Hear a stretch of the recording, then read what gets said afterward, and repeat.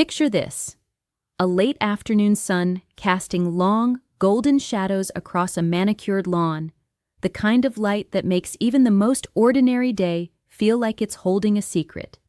I'm Evelyn Harper, 47 years old, standing at the edge of my quiet suburban world where every house looks like it was cut from the same pastel blueprint. I've lived here for over 2 decades, married to Thomas Harper for 22 of those years. Our life together is a steady hum, reliable, predictable, like the tick of the grandfather clock in our living room that I swear hasn't missed a second since we bought it. But today, something feels off-kilter, like a melody played just a half note wrong. I catch my reflection in the hallway mirror as I pass by, shoulder-length auburn hair now threaded with strands of gray that I've stopped trying to hide. My hazel eyes are framed by laugh lines, etched deeper with each passing year, proof of a life not without joy, even if it's been a quiet kind. My figure has softened over time, the sharp edges of youth rounded out, but there's still a certain grace in the way I carry myself, or so I like to think. Thomas, on the other hand, is a man of angles and restraint. At 50, he's a corporate lawyer, all sharp suits and sharper mind, always calculating, always planning something in that head of his. He's not one for sharing those thoughts, though. Most days, I feel like I'm married to a puzzle I've long since stopped trying to solve. We made the choice early on not to have children, a decision that felt right for us, though it's left our home quieter than most. Our marriage has settled into something more like companionship than the fiery passion of our early years. We're comfortable.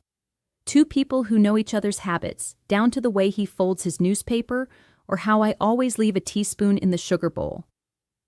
But comfort can be a double-edged sword. It keeps you warm. But it can also lull you into forgetting what it feels like to be surprised. That's why, when Thomas handed me a cream-colored envelope this morning on my birthday, I felt a jolt I hadn't expected. His handwriting scrawled across the front, elegant and deliberate, made my name look like a work of art. Inside was an invitation, simple and cryptic. A day where anything is allowed.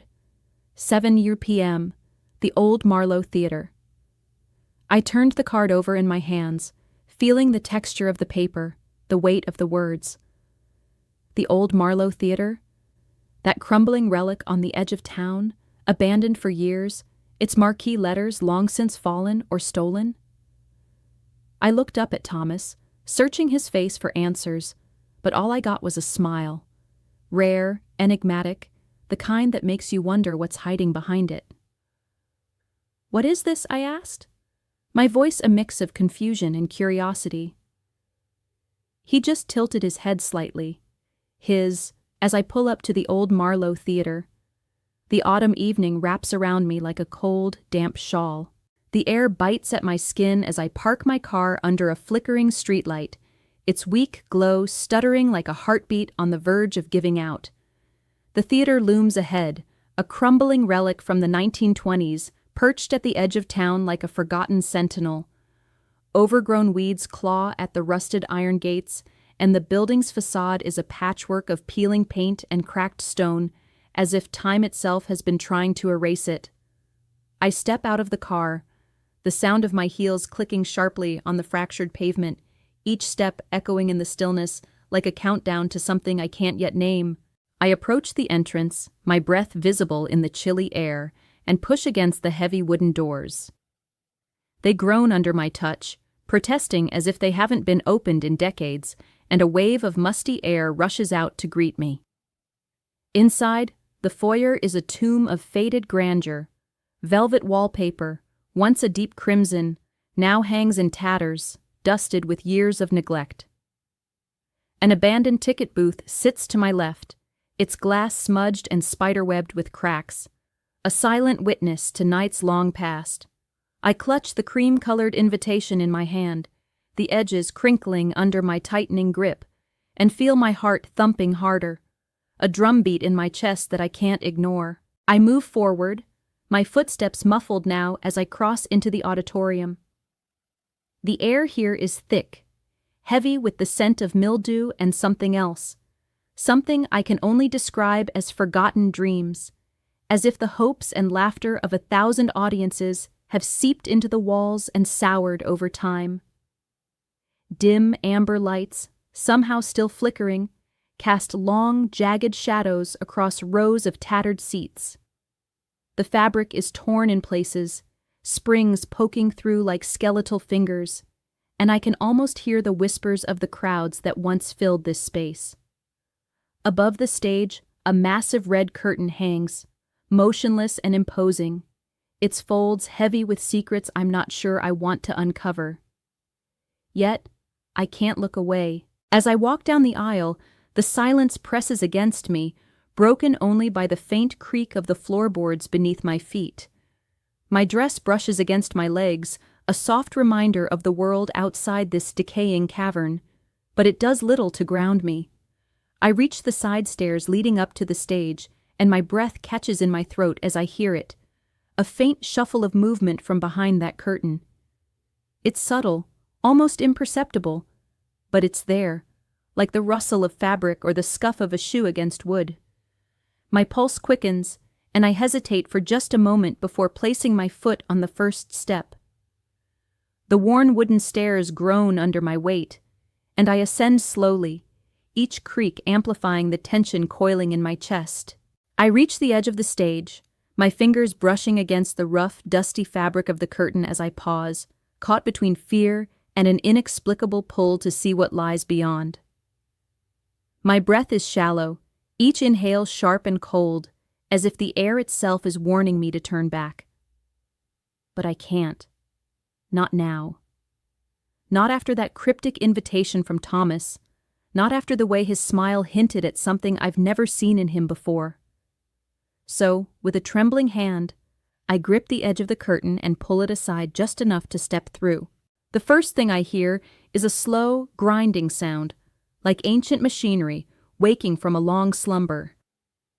The curtain begins to rise, inch by agonizing inch, revealing a sight that stops me dead in my tracks.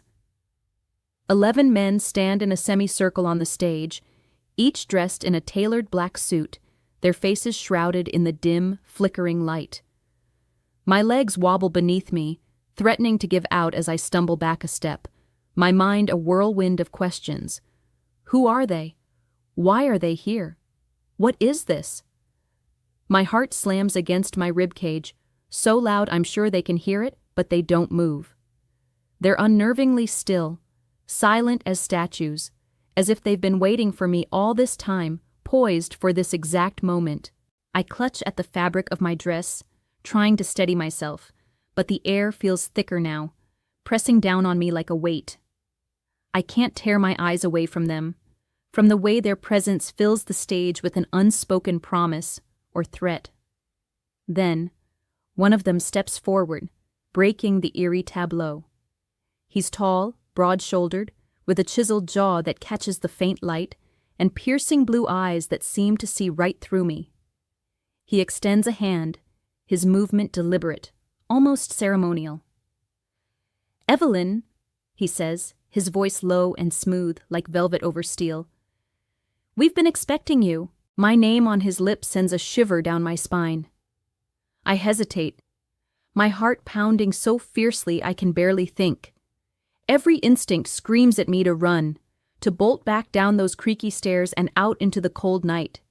But there's something in his gaze, calm, almost reverent, that holds me in place. Against my better judgment, I reach out, my fingers trembling as they brush against his. The contact is electric, a jolt that races through me, and at that moment, a spotlight flickers on above us, bathing the stage in a warm golden glow. The light feels like a signal, a cue in a play I didn't know I was part of. I turn instinctively, looking out at the auditorium, expecting to see rows of faces staring back at me, an audience to this bizarre scene. But the seats are empty, except for one. In the back row, a solitary figure sits, his silhouette barely visible in the shadows. My breath catches as I realize it's Thomas. He's there, watching, his face unreadable from this distance. My stomach twists, a knot of confusion and dread tightening as I stand frozen under the spotlight, caught between the stranger's hand in mine and my husband's silent gaze. The man beside me leans in, his breath warm against my ear as he whispers, "This is your day. Anything is allowed." The words sink into me, heavy with meaning, and suddenly I understand. The invitation, the theater, this stage, it's not just a game or a surprise, it's a permission, a boundary erased, a door flung wide open. My breath hitches as the weight of it crashes over me, a mix of shock and something darker, something I've buried deep for years. Desire. Forbidden, raw, and undeniable. One by one, under the relentless glow of the spotlights, I give in. Each of the 11 men steps forward, their touches both unfamiliar and intoxicating, their hands guiding me through a dance I never imagined I'd perform. The stage becomes a world of its own, detached from the reality I've known, each act a performance that blurs the lines between guilt and exhilaration. I'm aware of Thomas watching, his presence a constant shadow in the back of Here I Stand, breathless and disheveled, on this ancient stage of the old Marlowe Theater, the weight of what I've just done settling over me like a heavy, suffocating fog. My chest heaves as I try to catch my breath, the air thick with the lingering scent of dust and something more primal, something I can't name but can feel in every fiber of my being. The silence that follows is deafening, a void so profound it seems to swallow even the echoes of what just transpired. I can sense the 11 men retreating, their footsteps soft but deliberate as they melt into the shadows of the wings, leaving me utterly alone under the fading glow of the spotlight. Its light dims slowly, as if reluctant to abandon me, casting long, wavering shadows across the scuffed wooden floor. My burgundy dress clings to my skin, damp with perspiration, the fabric wrinkled and askew, a stark contrast to the poised woman who walked into this theater hours ago. My hair, once neatly styled, is now a tangled mess, strands sticking to my neck and face, framing my flushed cheeks in wild disarray. I feel exposed, not just physically, but in a way that cuts deeper, as if every hidden part of me has been laid bare under this unforgiving light. My hands hover at my sides, unsure whether to smooth the fabric of my dress or shield myself from an invisible gaze. There's no one here to see me now, not anymore, but the weight of eyes, real or imagined, still presses down on me. Inside, I'm a storm of conflict, shame, and liberation wrestling for dominance in my chest. What have I done? The question loops through my mind, relentless, each iteration sharper than the last. Have I shattered my marriage beyond repair? Broken the quiet, steady life I've built with Thomas over 2 decades? Or was this, somehow, what he wanted? The thought is both a lifeline and a blade, twisting in my gut. I think of that cryptic invitation, the words, "Anything is allowed," scrawled in his elegant hand, and I wonder if I've misunderstood everything. Was this a test I've failed, or a gift I've accepted too fully? My heart aches with the uncertainty, a dull throb that matches the trembling in my limbs. I've crossed a line I didn't even know existed until tonight. And now I'm left standing on the other side, unsure if I can ever go back. Then I hear it, a sound that cuts through the oppressive silence like a knife. Slow, deliberate footsteps echo through the cavernous auditorium, each one resonating with a weight that makes my breath catch in my throat. My head snaps up, eyes darting toward the source, and I see him, Thomas. He's risen from his seat in the back row, the solitary figure I'd glimpsed earlier, and now he's walking down the aisle toward the stage. Each step is measured, unhurried, a countdown to a reckoning I'm not sure I'm ready to face. My pulse races, hammering in my ears, drowning out everything else. I brace myself for what's coming, anger, accusations, the end of everything I've known. I imagine the words he might hurl at me, each one a stone that could crush what's left of us. Or worse, I imagine silence, the kind that speaks louder than any shout, the kind that tells me I've lost him forever. I watch, frozen, as he reaches the foot of the stage and begins to climb the side stairs. The creak of the old wood under his weight is the only sound now, each groan a reminder of how fragile this moment is. My eyes are locked on his face as he ascends, searching for any hint of what he's feeling, but his expression is maddeningly calm, almost serene. Those gray eyes of his, usually so guarded, hold something I can't decipher, a depth I've rarely seen in all our years together. Is it pain? Understanding? Something darker? I can't tell, and that uncertainty gnaws at me, making my stomach churn. He reaches the top of the stairs and steps onto the stage, his polished shoes clicking softly against the worn boards, a stark contrast to the chaos of my own disheveled state. I stand there, rooted to the spot, my breath shallow and ragged, as Thomas closes the distance between us. My mind is a whirlwind, spinning with every possible outcome of this confrontation, each one more terrifying than the last. I want to speak, to explain, to beg for forgiveness, but my throat is tight, the words trapped behind a wall of fear and shame. He stops just a step away from me, close enough that I can feel the warmth of his presence, a stark contrast to the cold dread that's been gripping me since the spotlight dimmed. Then, something happens that I never could have anticipated. Thomas reaches out, his hands steady and deliberate, not with the harshness I expected, but with a tenderness that catches me completely off guard. His fingers brush against my cheeks, cupping my face gently, as if I'm something fragile, something precious. I flinch at first, instinctively bracing for a blow that never comes, but his touch is soft, almost reverent. I look up into his gray eyes, searching for the storm I thought I'd find, the anger or betrayal that should be there after everything he's witnessed. But instead, there's something else, something warm, something that looks almost like pride. My heart stumbles over itself, confusion flooding through me as I try to make sense of what I'm seeing. His voice, when he speaks, is a low whisper, intimate and raw, cutting through the silence of the theater like a lifeline. "You did it perfectly," he says, each word deliberate, weighted with a meaning I'm only beginning to grasp. I blink, stunned, my mind reeling as I process what he's just said. Perfectly? How could he think that?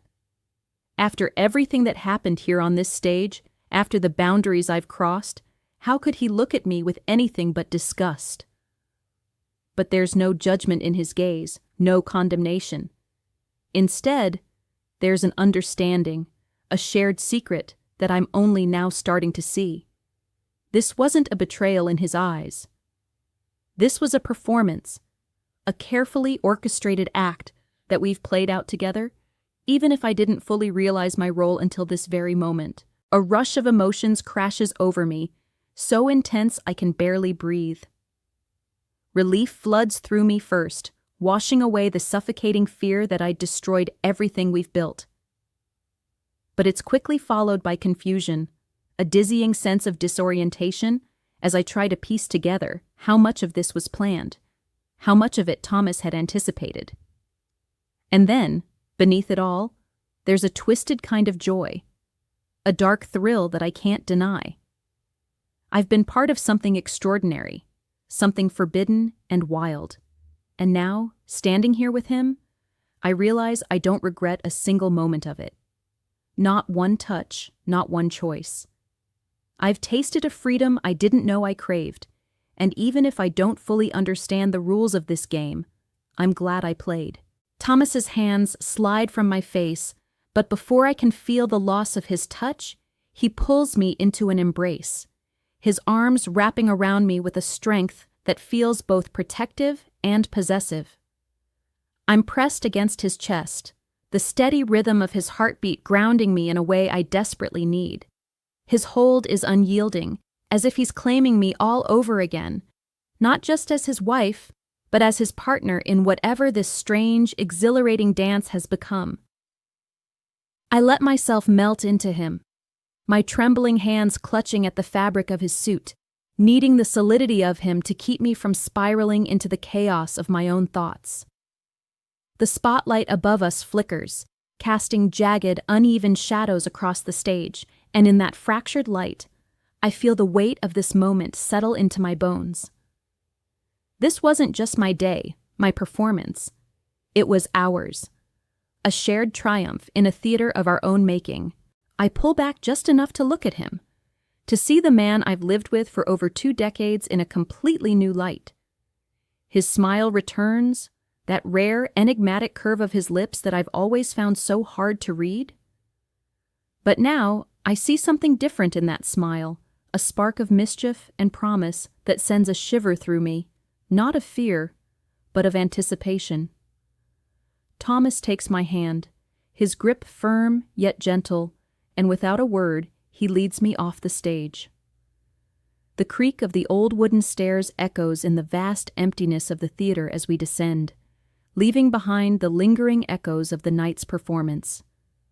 My legs feel unsteady, each step a reminder of the intensity I've just lived through, but his presence beside me keeps me grounded. We walk through the dimly lit auditorium, past the rows of tattered seats that seem to watch us go, silent witnesses to a story they'll never fully understand. The heavy doors groan once more as we push them open, stepping out into the crisp, cold night. The air hits my skin like a slap, sharp and bracing, pulling me back to reality after the surreal haze of the theater. We make our way to the car, the flickering streetlight casting uneven shadows across the pavement. I slide into the passenger seat, the leather cool against my still flushed skin, while Thomas takes the driver's side. The engine hums to life, a low, steady sound that fills the silence between us. As we pull away from the old Marlowe Theater, I glance back at its crumbling facade, half expecting it to vanish into the darkness like a dream I've just woken from. But it stands there, resolute, a sentinel of secrets that now holds a piece of me within its walls. The drive home is quiet, the kind of quiet that isn't empty, but charged, buzzing with an unspoken understanding. I steal a glance at Thomas, his profile illuminated by the passing streetlights, his hands steady on the wheel. Neither of us speaks, but the air between us feels different now, heavier with a shared knowledge, a bond forged in the fire of what we've just experienced. It's as if we've stepped through a door together, one we can't close behind us even if we wanted to. When we finally pull into our driveway, the familiar sight of our suburban home feels almost alien, like I'm seeing it through someone else's eyes. The pastel siding, the neatly trimmed lawn, the glow of the porch light, it's all the same, yet it isn't. I step out of the car, my heels clicking softly on the concrete, and follow Thomas to the front door. He fumbles with the keys for a moment, the mundane act of unlocking the door grounding me in a way I didn't expect. The click of the lock feels louder than it should, a small, ordinary sound that marks our return to the everyday. We step inside, the warmth of the house wrapping around me, and I pause in the entryway, taking in the familiar sight of our living room. The grandfather clock ticks away in the corner, relentless as ever, its rhythm a stark contrast to the chaos still swirling in my mind. The couch sits there, unchanged, the throw pillows arranged just as I left them, but everything feels shifted, as if the energy of the theater has followed us home, clinging to us like a second skin. I can almost hear the echo of applause in the stillness, feel the weight of unseen eyes watching from the shadows. I don't bother to kick off my shoes or change out of my burgundy dress, the fabric still wrinkled and slightly damp against my skin. Instead, I sink onto the couch, the cushions giving way beneath me with a soft sigh. Thomas moves to the kitchen, his movements deliberate and calm, as if the night's events haven't rattled him at all. I watch him through the open doorway, the way he reaches for the wine glasses with a steady hand, the way he selects a bottle from the rack with the same precision he applies to everything in his life. The faint clink of glass against glass reaches my ears as he pours, the deep red liquid catching the light in a way that reminds me of the theater's crimson curtains. He returns, handing me a glass, and I take it with a nod, our fingers brushing briefly in the exchange. The wine is cool against my lips as I take a small sip, the rich, earthy taste grounding me further, pulling me back into my body after feeling so lost in the vibrant world of the performance we had just witnessed together.